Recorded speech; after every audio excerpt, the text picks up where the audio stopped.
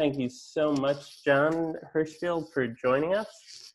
I'm just going to read a little blurb that was in a bio of yours I found on the internet.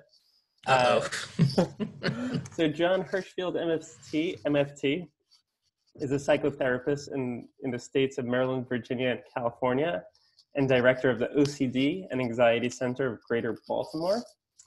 He received his master's degree in clinical psychology from Antioch University, LA. He treats adolescents and adults for OCD and related disorders at his office in Hunt Valley, Maryland, and via teletherapy throughout the states of Maryland, Virginia, and California. Previous to entering private practice full-time, he was associate director of the UCLA Pediatric OCD Intensive Outpatient Program. Previous to that, he treated OCD and related disorders in individual, group, and intensive formats at the OCD Center of LA. He's the co-author of the Mindfulness Workbook for OCD and Everyday Mindfulness for OCD, 2 books which I have and I would really recommend everyone getting. An author when a family member has OCD and Overcoming Harm OCD. So that's John. And just a funny anecdote. I got a call once from someone who was talking about how he didn't know what was going on, and then he read a book by someone named John something. I'm like, Hershfield? He's like, you've heard of him? I'm like, I know him. And they're like, whoa. Oh, yeah, whatever. So that's John. And so today I really wanted to talk about, OCD and memes. And I think specifically, John will talk more about this, but I think, it's a very excellent and helpful way to spread information about OCD, as well as, provide subtle and important information about OCD through the use of digestible media. So, so today we'll talk a little bit about the art of the meme I mentioned, I call it, and how we could understand subtleties about OCD within these memes, as well as leave time for audience questions. So without further ado, John will just bring us up to speed about what OCD is and what memes are.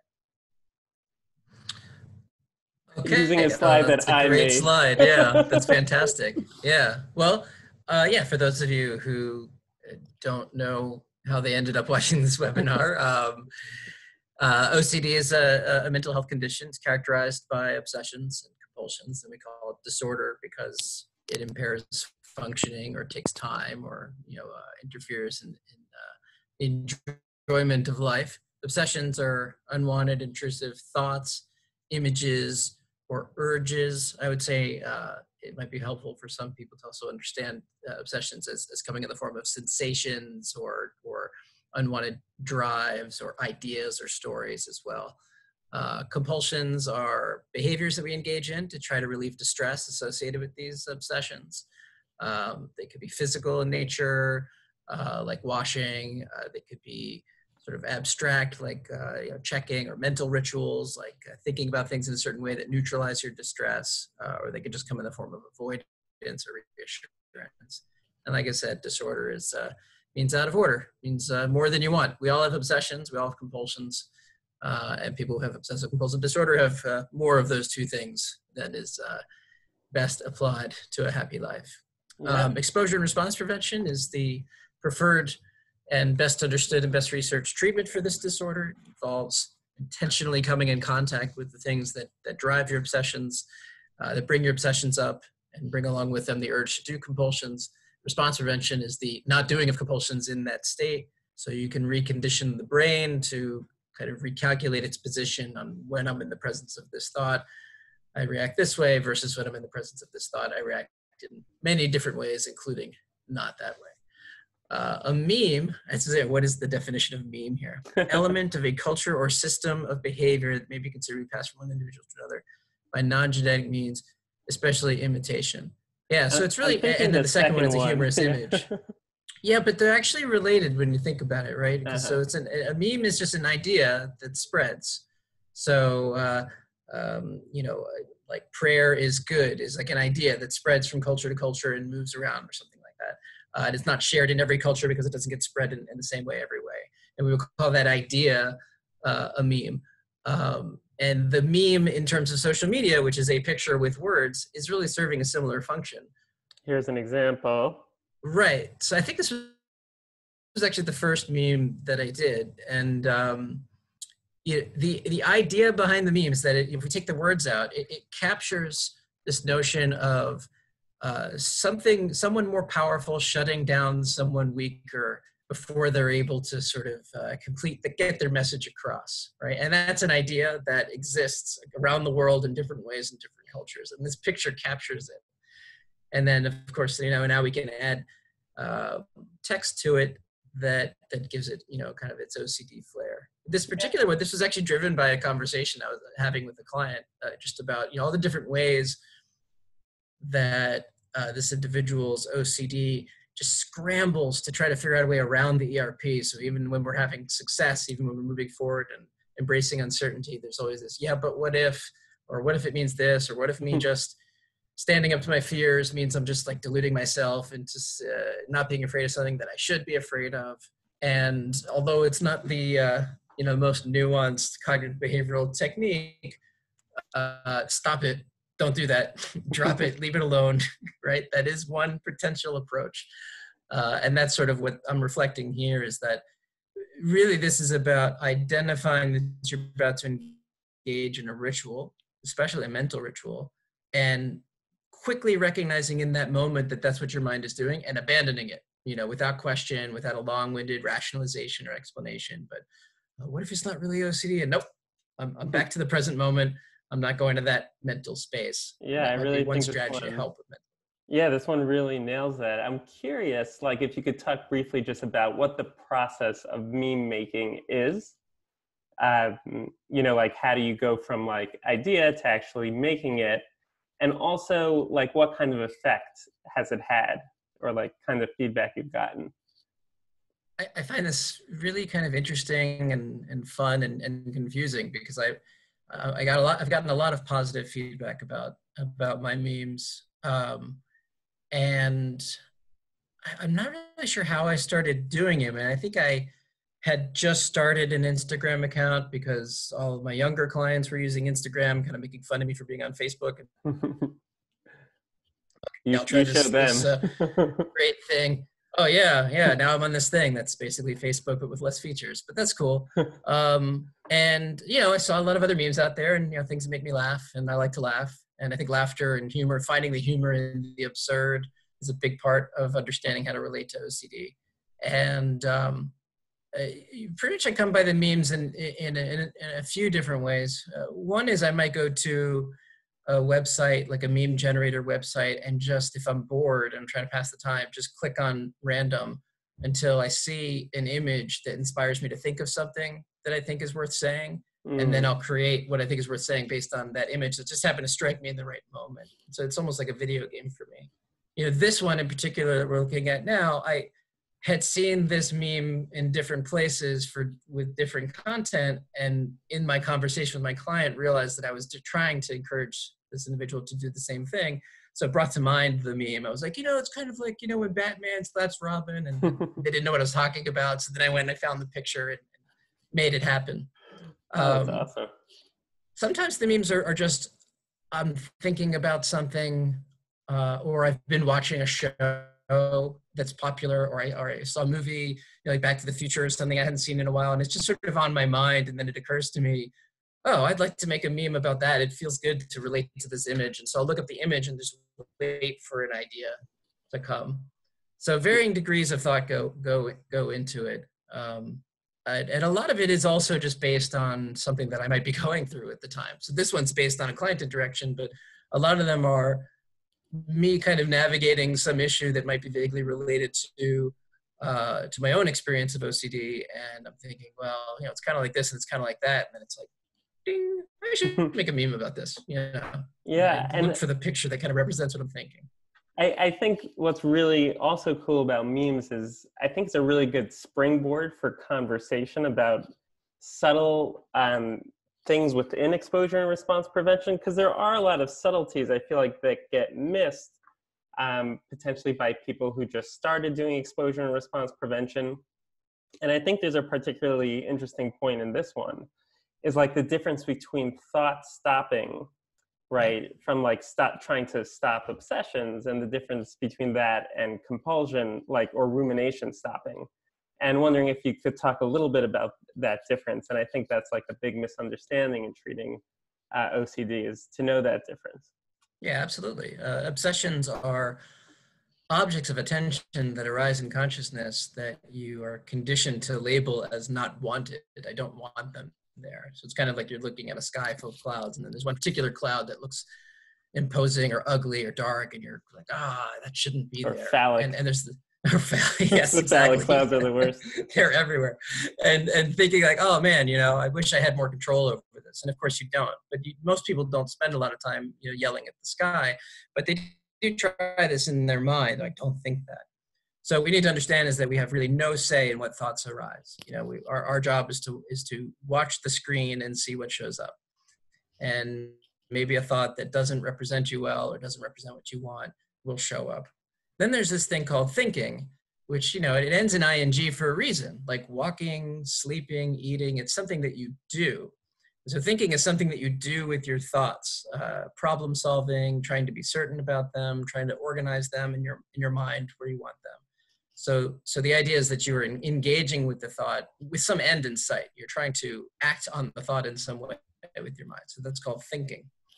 So of course, thought stopping is not something that is particularly effective, because it implies that you can control your thoughts when you can't. So it can just be a frustrating thing of trying to suppress thoughts, which actually is going to increase the likelihood that you'll view them as intruders.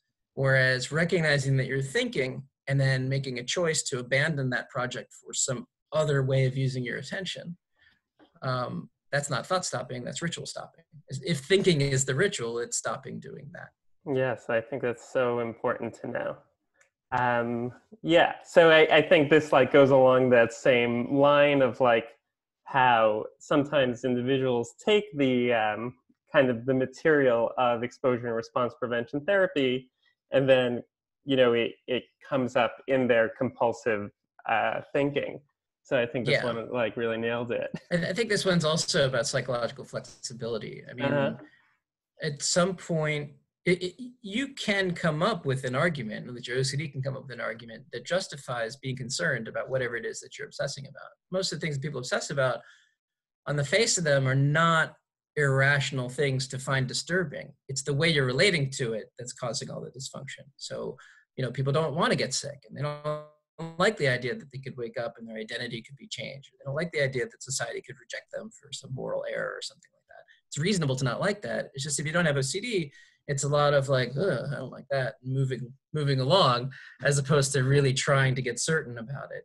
And so we talk to people about uncertainty acceptance and how it's really across the board. At some point you have to give up and say, well, I guess I'm just not going to know about that, and that's okay. I mean, one way of thinking about what an obsession is just that it's a thing you refuse to accept uncertainty about, right? And why is this thing not an obsession, even though it's really scary? It's because you accept the uncertainty about it. And this thing you're not accepting the uncertainty about, maybe because the content is so disturbing to you. So when you get down into this, like, but what if the uncertainty is not uncertain, or how do I know that I'm accepting uncertainty? Sometimes it's just about, hey, you need to relent and just be a little bit more flexible and a little bit more open and patient with yourself. That's sort of what I'm getting at with here. Yeah, and I'm going to jump from here to a different one about accepting uncertainty right here, this one. And it really reminds me of a talk John Grayson was having when a client asked him, like, how can I possibly accept the uncertainty about like whether or not my child is going to die? Like, how could you possibly ask that of me? And to which he responded, like, we live in a universe where there's really no choice but to accept that uncertainty. And I think like this slide really nails that, Yeah, that's what I'm going for there. Yeah. Yes, I got it.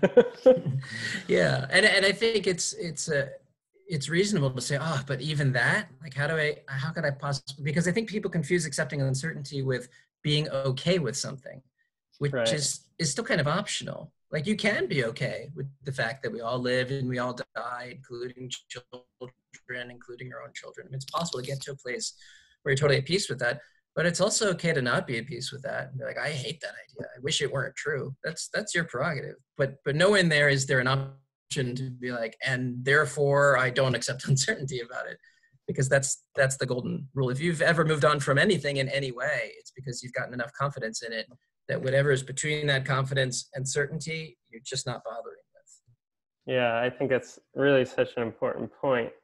I will go to an interesting series about like the nature of thoughts and like literalization and judgments of thoughts. And I think like this meme is among my favorites. You want to talk about this one and like just the nature of thoughts?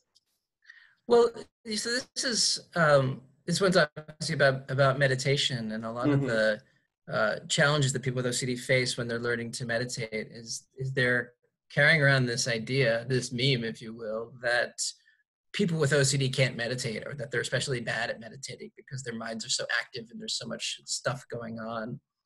And there's also this tendency for striving of like, well, I'm going to have a clear mind and I'm going to achieve stillness. And if I can't, it means I failed. And it's because I can't meditate because I'm bad at it. And the nature of the mind is to be completely disinterested in your opinion about this, and to just, present whatever data happens to be kind of, I like the sort of metaphor of looking down at like a stew or a soup, and as it's boiling, all the ingredients are coming to the top, and you don't really have any choice as to whether it's a piece of corn or a piece of carrot that's coming to the top. It's just whatever you're seeing is what's arising. And, in this case, I might be thinking of somebody who has intrusive, violent thoughts, and they're sitting there and they're watching their breath, and then suddenly they're thinking some horrible thing.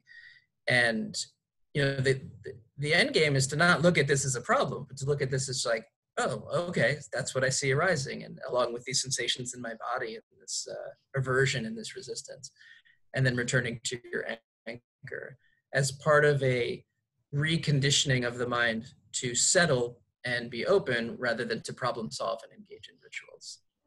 And by settle, I don't mean settle for second, I mean settle as in to come to rest. Yeah, gotcha. Yeah, and I like how you could get like multiple lessons from a single meme. You really pack in the gems in each one. Well, I think it was when I made this one, I was looking for a meditation image on a meme website, and for some reason this is the only one that I could find that I thought really looked like somebody meditating without some other message attached to it. Just happened to be a dog. For the record, this is John's dog. They really copy each other. My dog is definitely not a meditator. Yeah, similarly, in terms of the nature of thoughts and not putting judgmental labels on them. Right. We have so this is art of manliness guy. Yeah.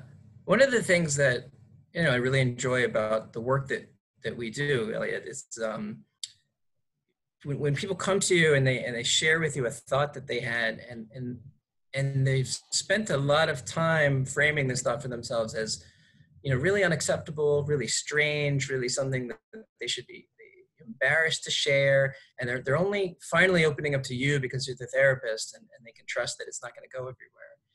And how it's so often just something that I'm just used to thinking that, for some reason or another, it hasn't played a problematic role in my life, or if it hasn't in a very long time.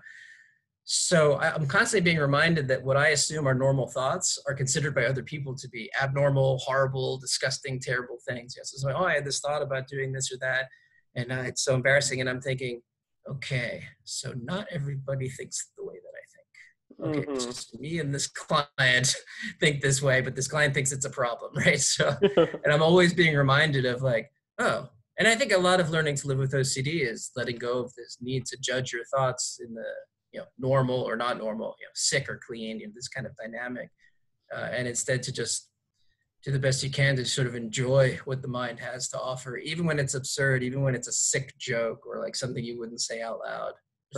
It's not written anywhere that you're not allowed to also enjoy that too.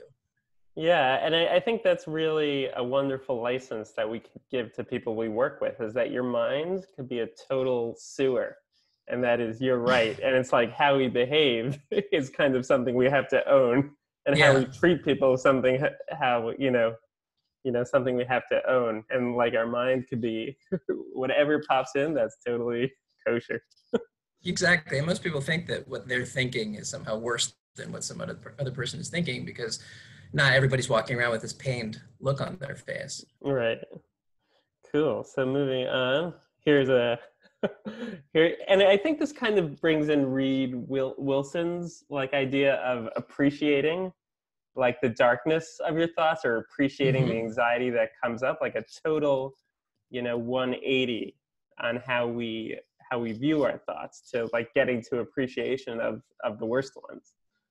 Yeah, this is a good example of a picture generating a meme for me, before, as opposed to me looking for something to say. I was like, I want to do a Downton Abbey meme, because I just finished watching Downton Abbey. So I was looking through all these pictures, and if you've ever seen the show, I mean, this character is very prim and very proper, and yet she's the only person on the show who says the truth, and often in a very tactless way, completely disinterested in how she's being perceived. So she appears proper, but then she says these very improper things. And I think that that's a good way of also kind of relating to your thoughts. It's very common in OCD to go into a room and immediately think of, what's the worst thing I could do in this moment? What's the most embarrassing thing I could say, or the embarrassing thing I could do? And some people live in terrible fear, real pain, because they're so wrapped up in the idea of, I need to be certain that I won't do that. And they're being flooded with all these stories of humiliation. But a lot of people are having the exact same thoughts, and they're going, that's hilarious. I mean, it's basically just like what a stand-up comedian would say if he had the license to say it on a stage, and it was understood in the context of, oh, he says inappropriate things, right? So like if Ricky Gervais says what I'm thinking, everybody thinks it's funny. But if it's just me in my own thought, in my own head, well, that's a problem. There's something wrong with me. I should feel bad about that. Right. That's really, I love this one, because she's just thinking the dirtiest things. I just have that feeling. I've noticed a theme in some of your memes about the kind of like helpful ways to see the futility of compulsions, and among which are here, as this one. Right. Yeah. I mean, this one is pretty on the nose. I mean, it's really just about, it's understandable why the urge to engage in compulsions is so strong, because you've conditioned your mind to believe that you're creating an outcome that's preferential. Brain doesn't understand that you have OCD, so it's not looking at the bigger picture. It's just looking at your immediate behavior and going, well, you did this last time and you felt better, and now you're in this situation again, you have to do this thing again. And it's just doing what it's told. But when you helicopter up and look at the bigger picture, you realize I'm spinning, right? I'm in this obsessive compulsive cycle. It's not getting any better. And understanding that is a big part of treatment. To let go of the idea that, I could get that immediate relief now by doing this compulsion, and create the illusion that I've made some sort of positive change. But actually, no, I'm still, even if I've convinced myself, I've gotten that reassurance, this doesn't mean you're a bad person or whatever it is you don't want to be. You're like, oh, that feels so good. And then you realize, but that's just something somebody said. It doesn't actually prove anything.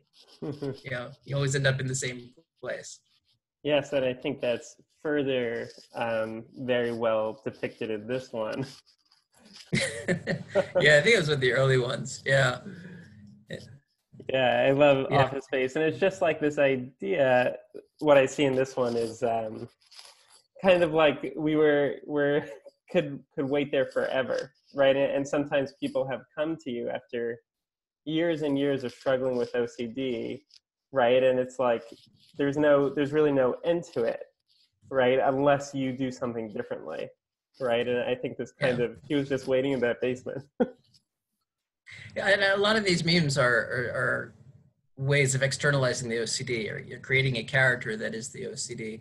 So for this one, I mean, it's the OCD kind of makes us very much like this guy, where he's going along with things that you can tell he knows that he's being abused, right? That he's being taken advantage of and exploited, but he's just so unwilling to challenge the authority that, he then, if you remember the movie, right, he ends up in the basement, and finally he kind of loses it, and takes his revenge. But throughout the whole movie, it's like, yeah, exactly. So here he's saying, this is what the OCD does, right? It promises you just do this one more compulsion and then you'll get your certainty, and you become this person who believes it, even though it never happens. You've never gotten that real payout, that real payoff. And it takes him the whole movie to figure it out. Yeah. I think also a bunch of your memes contain like really helpful ERP tricks, right? Some of which, we call like leaning in. And I found this one to be particularly helpful for that, like kind of, just ERP strategies shown within memes. So if you could talk about this one a little bit. Yeah, so leading in, like one of the things you can do in exposure therapy is outwit or outdo or outsmart the OCD. I have a rule I talk to my clients about, just, it doesn't matter so much what you do in response to your thoughts, as long as you don't play defense. That's the one rule. Mm-hmm. No defense. Once you go on the defense, you say, oh, but, then the OCD has you. But you can ignore it. That's perfectly fine. You can be mindful of it. Oh, I'm having a thought. Okay, and back to the present. That's perfectly fine. You can agree with the potential. Oh, could be. Anything's possible. We live in an uncertain world. Or you can agree wholeheartedly, which is what this one's talking about, and say like, oh, I'm going to stab someone. Yeah, maybe. I think I will. Right in the face, right after lunch. Right up the nose, and That's kind the of best spot for basically. Of course, yeah. So basically, reflecting back to the OCD that not only are you unimpressed by the threat, but that you're actually more creative because you're actually in command. This is your mind. The OCD just lives in it. Yeah, I think that's really an awesomely helpful tool. Other tools include diffusion techniques, and I think like this is really great diffusion techniques. If you could like talk a little bit about what diffusion techniques are, assuming that I'm understanding this one right. Yeah, no, I think that's so diffusion is basically just a concept of creating space between you and the thought, right? It's very easy to get caught up in I'm this bad person because I'm having these thoughts, and forget that if you break that sentence down, what you're saying is you are an observer who's noticing that there are thoughts that exist, right? And the thoughts themselves are made up of words, and the words have meaning that you've attributed to them, right? So if you were to read your thoughts in any other context, right? If you weren't just having them, but you were reading them in a book, or in this case, like this hilarious, news anchor who will just read whatever's in front of him with the same tone, regardless of the content, then you would see that it's just words.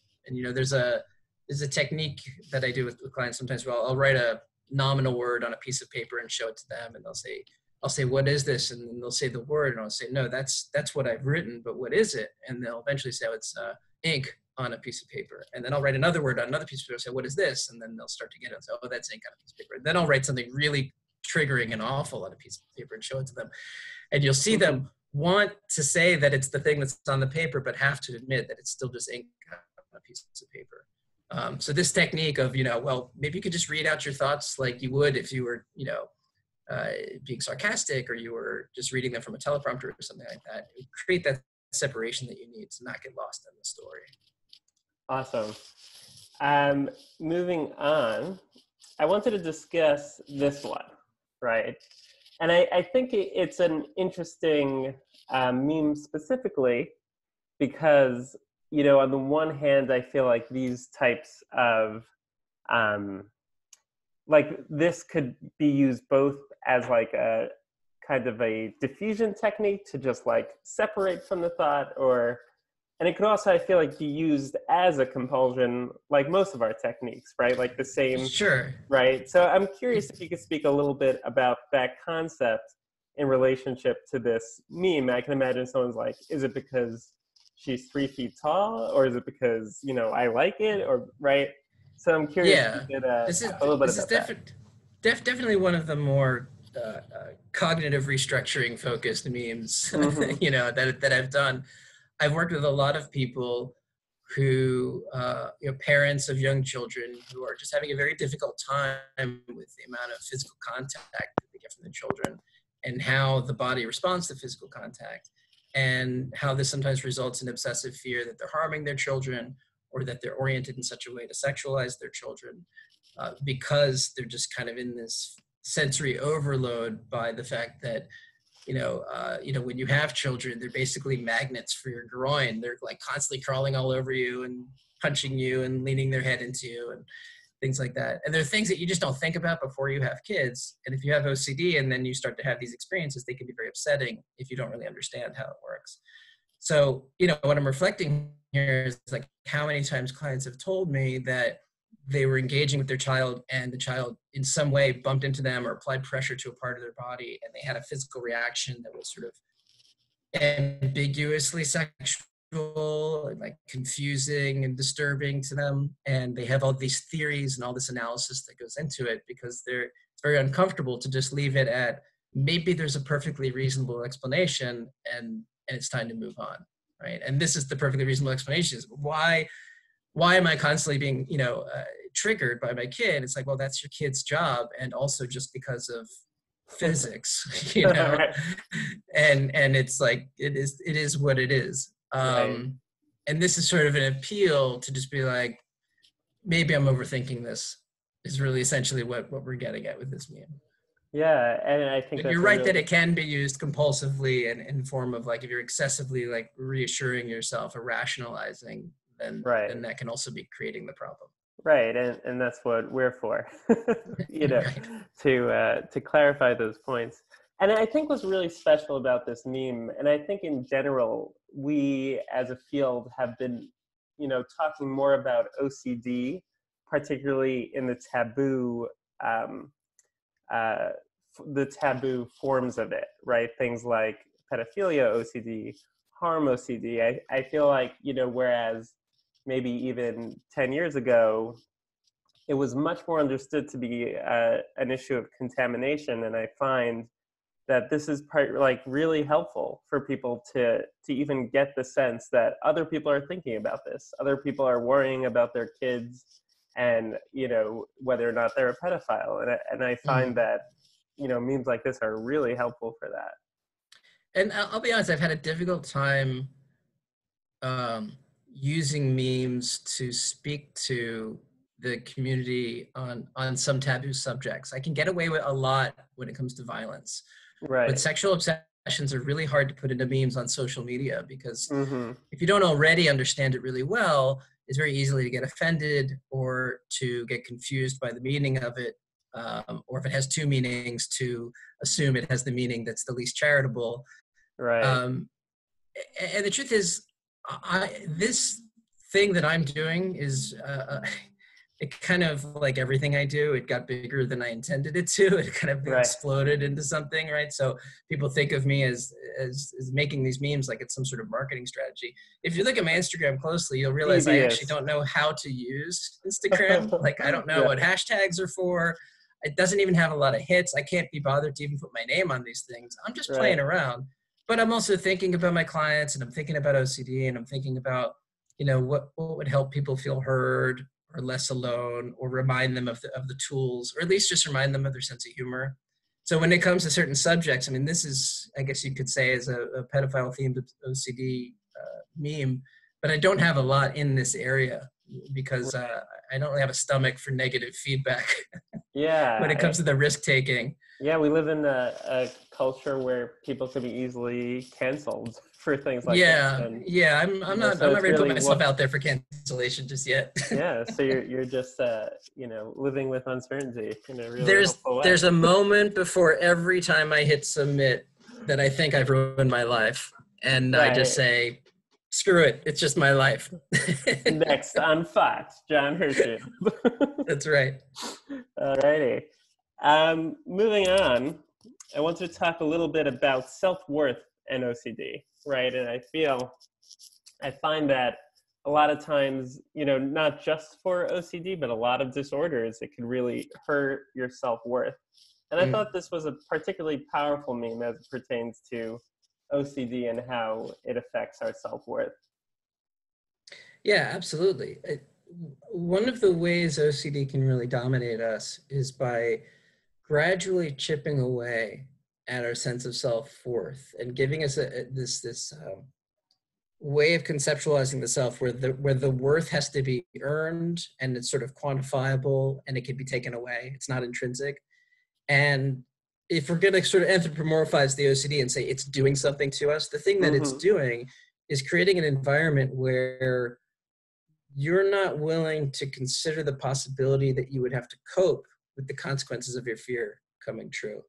A lot of what people are afraid of with OCD isn't the thing that they'll do, it's the way that they'll treat themselves if the fear comes true. It's the brutality with which they will hate themselves if they allow that they did something inappropriate, or they allow that they got somebody sick. It's not that the person got sick, it's that I just will never be able to tolerate the self-hate. And it does this kind of with intention. It gets you used to compulsively punishing yourself for every misstep. Mm-hmm. It wears you down. So then when it comes and says, hey, would you like some relief? I have a syringe of compulsive relief right here for you to just, to use. It becomes very appealing. Like I just need some relief. There's also, as I'm sure, it's not hard to comprehend, still a lot of stigma out there about mental health. I mean, we're definitely going through a period in our culture where people are being more open about it, but it's clunky, and the self-stigma is still there. Something is wrong with me because I have this diagnosis is a common belief.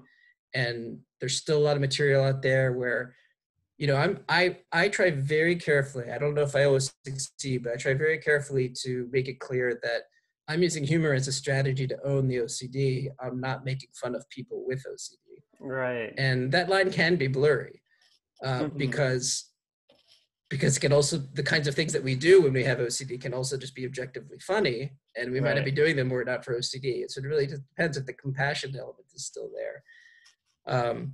This character, this musician Lizzo, it's a big part of her music, and a big part of her character is about self-worth and not bringing yourself down, and not using physical markers or other markers for determining your worth, but actually just letting yourself shine and be brilliant. And so her message, I thought, spoke well to what I wanted to say in this meeting.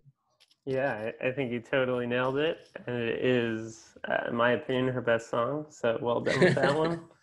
And then also I think kind of, in terms of how we understand ourselves, in terms of the judgments we have on ourselves for having OCD, I think kind of reframing it is helpful. And I find this meme kind of really does a good job at that. And you've wrote a lot about that in some of your books about, what else could it mean about you that you think in this way? Yeah. I mean, since I was a kid, I've been a fan of horror films. And one of the things that I think has always appealed to me is, or the way that I've always kind of thought about them, at least when they're of a certain quality, is that they're just kind of what happens when you don't censor yourself. When you don't stop and say, okay, that's too much, but you actually just break down those barriers and just see, well, how far will my mind go if I continue to think about this? And that's where you get all these monsters and creatures and bizarre acts and just things that you would, these kind of works of art that they're just kind of out there. And a lot of people are like, that's horrible. But then there's that group of people like myself who are like, this is pretty cool, right? So, people like Stephen King, Clive Barker, and Wes Craven, and all these kind of names, they're doing a lot of what my clients are worried about doing in their heads, and they're making a career out of it. So are we to think that they're these like horrible sociopathic people, or are they just people who have thoughts, who can actually let the barriers down and see what kind of sick potentials we're able to come up with, and then turn it into something that might be entertaining or inspiring or moving or something, Or it could be both, so we will never know.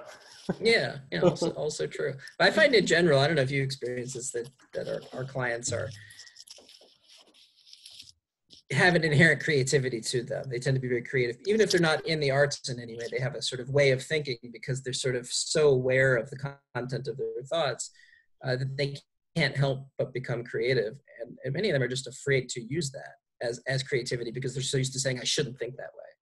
Right. Yeah, I definitely have a number of people who I work with who are creatives, for sure, in this field. More so than in my work with children, not a lot of child actors. As far as themes, right? So there are a number of different OCD themes. So this is, a very common refrain in ROCD or relationship OCD, you could talk a little bit about, how Kanye is functioning here. I love this meme. I couldn't come up with another ROCD meme. I wanted to do an ROCD meme, and I just landed on this one. And I think it's I like this one a lot because so if anybody remembers, Taylor Swift has this award, and Kanye jumps in, and she's about to accept the award and say, "Okay, I'm going to let you give your award speech, but I have something, to say. I think Beyonce should have won in his own sort of peculiar way of behaving." And relationship themed obsessions, they come in many different formats, many different presentations, but one common presentation is this idea of like, this person's nice, I've partnered up really well, but what if there's somebody out there who's just slightly better, like a better fit, or like somehow more the person that would bring out the best in me, or I would bring out the best in them. This idea that there's the one. And when you get stuck on that, you interfere in your ability to enjoy the relationship that you have. So you might be having a perfectly nice time in a relationship with a perfectly nice individual. It's actually wonderful. And then your OCD is like, yeah, but what about this? It could be better. And so this is really just about how we disallow ourselves from being happy because of our fear that we could be happier. And the notion that you could be happier really shouldn't get in the way of your ability to be happy now. Yeah, and I think also John Grayson had a good article about this in terms of like obsessing about obsessing and quantifying our liking of something, and if it's not to the higher amount, then this is nothing. And I think this really sums it up. You also like this one a lot, as I do as well. Yes. These were the ones John's like, also add these. So I'm like, yeah. Yeah. I like this a lot because, first of all, it's something I've heard from a lot of clients. They were at some sort of social event. Maybe there was drinking involved, or maybe there wasn't. And then the next day, they wake up and their mind is already reviewing, what did I say? And what did I embarrass myself, or did I harm anyone? Did I act inappropriately? Did I make anyone uncomfortable? Did I do something sexual? Did I cheat on my partner? All of these things. And, memories in general are so fuzzy and vague and unreliable. But then when you add something like OCD that's constantly questioning the veracity of the memories, it can be really, really upsetting. And this is also kind of my way of working in the universe, is that I leave a lot of interactions with this sense that something's trailing behind me, that there's this sort of army kind of behind me. Like I've just done something, I've taken a risk, I've put myself out there, and I'm moving on with my life, and I can always kind of hear the galloping in the background, and I've just learned to live with it. But there is often this sense. I mean, this could have been intrusive thoughts after the last IOCDF conference, for example. That would be a very kind of like, what interaction did I have? What conversation did I have? And is it going to come to bite me in the end? Yeah, you insulted everyone. Everyone. And this is really about acceptance, right? I mean, this is really about, we don't need to be like this character who's running. We can actually just accept that maybe having intrusive thoughts after last night's party is just part of the bigger picture, part of the package. It's part of being you. And so when you wake up and you have those intrusive thoughts, maybe you can just say hello to them, look at your watch, say right on schedule, and not try to clean that up or do something about it, but to actually fold it into the larger experience. What is a party? It's a place I go to, I interact with people, I eat some chips, I go home, I wake up, I think I did something wrong, and then I go and take a shower and eat breakfast, right? That's what a party is. Usually the breakfast is at 1 p.m. So I think what's also really good about this one is to kind of know your own patterns, right? Like, and I think to kind of have a categorical understanding of like, oh, this is, usually when I go out and I don't get enough sleep and, X, Y, and Z happens, like this is going to be the case, and I'm going to make room for that in that, I'm going to make room for that, and I'm also going to like potentially use extra leaning in skills, right? Or I'm going to be potentially more vigilant about when it starts before letting it get out of hand. So I think having that understanding could be helpful. I say to myself a lot things like, oh, this is a very me problem to have, and I try to encourage my clients to say that to themselves as well, not in a self-critical way, but in a way of reflecting like, I've been here before, and I actually have tools for addressing this. I just have to admit that this isn't new first, and then I can use what's familiar to help me out of it. All right. So awesome. I said that I would open up the floor to some questions. The first one I got via email. Are you ready? Sure. I All have, well, we have like 10 minutes, right? Yeah. Yeah, perfect. We have a few. Okay. So someone asked, I have a large amount of free time per day at work and at school. So I have to just sit with my thoughts or basically just daydream. I also happen to have pure OCD where I ruminate about what if scenarios and an array of other mental rituals with their associated mental compulsions. My question for you is this: what's the best way to utilize this free time I have throughout the day to do ERP for my OCD? I'm unfortunately in a public place, so it all has to be mental and somewhat low key. But I like to utilize this free time to totally crush OCD with ERP. But I don't know the proper way to do it. Any tips? That's a sort of complex question, I guess. There's Oh, a lot of different moving parts to it, right? There's 8 questions within that. Yes, yeah, that's good. That's good. I would save that for a Q&A at the end of a big talk at a conference. Right. Yeah, I think the two things that come to mind as I was hearing that question, one is this notion that the time is free. And what that really means is that you're using your attention for one thing, and you could be using your attention for many things. So the time is never really free. One of the things that you can learn through a meditation practice and through studying mindfulness is that at any given moment, you could place your attention on some aspect of the present that actually allows you to connect with the experience in front of you in a way that's very active, it's very connected. And what this individual seems to be indicating is that they're kind of floating around space thinking with kind of no direction and never really kind of landing on anything. And so meditation practice might be one way to develop that skill of being able to land and view. Just because you're not working or not taking a class doesn't mean that you're not actively paying attention to the present moment, or that you can't pay attention to the present moment, that you have to be in your head ruminating. To the part about ERP and being in public, and kind of somewhat depends on what the obsession is and how you're addressing it, but as I'm sure you do with some of your clients, I find imaginal exposures can be one useful way to use your time. Simply, having the OCD tell its whole story in a written format. Instead of it starting to tell the story, and you're like, no, I can't think it. Having the OCD actually, the OCD kind of moonlights as a great horror-filled screenwriter. And okay, so let's see its pitch. Let's write out the screenplay. And do exposure to it and engage with that in a way that makes us feel like we need to do compulsions, and then practice not doing those compulsions and instead sitting with the uncertainty until your brain can conceptualize the story as a story instead of as a threat that you need to resolve. I don't know if that answers the question or not. But yeah, I think it does. And I think it kind of brings up your face your fear video about kind of, you just had your moment in that car and you're like, done.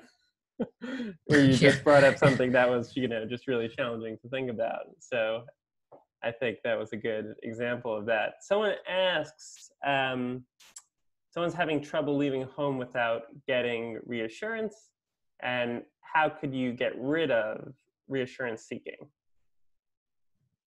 I think the short answer to that question is that it has to be a collaborative process between the person that you're getting the reassurance from and yourself. And it has to come from first getting educated on OCD so that you understand why ending reassurance is to your benefit, and how reassurance actually sends the signal to your brain that you're not competent, that you can't face this fear, right? It might make you feel safe in the moment, but what it's really doing is teaching your brain that you would be in danger otherwise. And so it's bolstering the obsession.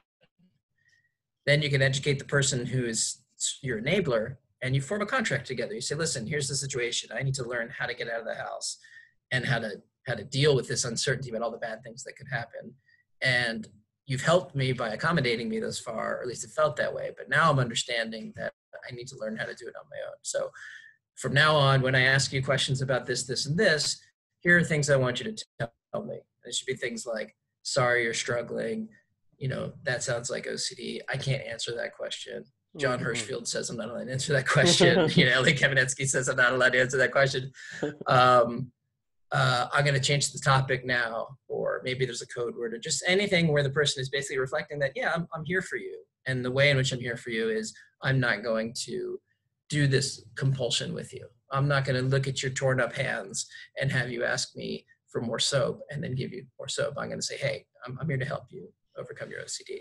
Right. I hear the MFT in you coming out. And I think that's probably That's right. what you discuss, you know, how it doesn't, you know, exist in a vacuum. You know, we're part of a family. And I think, you know, so that's a plug for your OCD book. Or for my area of the profession, yes. Yeah. Think systemically about it, not just about you and your OCD. Yeah. Someone requested a meme about rumination and thought suppression. So yeah, is this your first meme request? I'll see what I can do. Yeah, Okay. I'll see what, so I think of what I'm watching right now. Maybe This Is Us. Maybe I'll come up with a good This Is Us meme. About rumination and thought suppression. Yeah. Do you have advice on how to balance the line between outsmarting a thought and catastrophizing? Well, catastrophizing means assuming a negative future, or rather predicting a negative future and assuming that you can't cope with it. So I always try to emphasize that there's two parts to it. One is that a bad thing's going to happen, and the other is that when the bad thing happens, you're going to handle it poorly. And so there's obviously two major problems with that. One is you can't predict the future. And the other is there's countless examples of us facing adversity and actually growing from it, learning from it, and coping with it in different ways, because the bad things that happen to us actually change us, right? So we learn from them. So we always assume that the story ends when the bad thing happens, but it doesn't. Altering the OCD is not about making predictions. It's more about kind of like speaking back to a bully in a way that makes the bully not want to fight you because he thinks you're crazy, right? So the bully says, you know, oh, give me your lunch money. And you're like, oh, that's not fair, you know. Then the bully's already won, whether there's a fight or not, because now the bully's taken you and put you on the defensive. But if the bully says, give me your lunch money, and you're like, well, I will after you give me back my hat or something, just like random thing, you know, well, you know, how about I take you out to dinner instead or something like that. The bully's going to look at you and be like, you're weird. I'm going to go pick on this other kid instead. And that's kind of what we want to do with the OCD is it's expecting you to defend yourself, and we're shocking the OCD by going in the opposite direction. Yeah, I think this has been awesome advice all around. And I really so appreciate you taking the time to answer these questions and taking the time out of your day to, you know, have this discussion with me. So on Instagram, I really appreciate you inviting me on here, and I know you were so kind to put some work into organizing this and everything, and I really appreciate that as well, and your enthusiasm about, you know, this thing that I you know, somehow ended up doing, you know, between clients while eating. Yeah. You know, has sort of become something that means something to somebody. Yes, if it makes anybody feel more hopeful, then it's been worth it. Yeah, awesome. And for those who want to check out, you know, his memes as they roll out, your Instagram handle is @OCD Baltimore. Is that right? Correct. Yes, and thank you all for joining us. And this is going to be on my YouTube channel with the rest of my OCD Care Lecture Series talks. And I wish you all the best, and thank you so much. Have a good day. Take care. Bye. Bye.